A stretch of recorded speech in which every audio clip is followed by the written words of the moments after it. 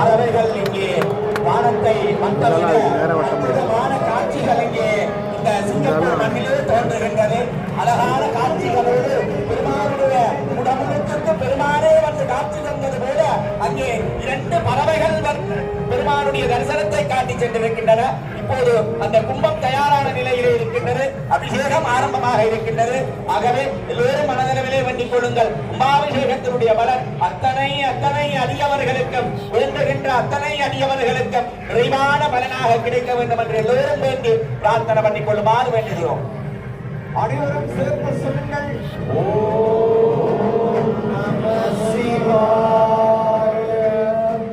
இப்போது ஆலயத்தினுடைய தலைவர் திருவாளர் கருணாநிதி ஐயா அவர்கள்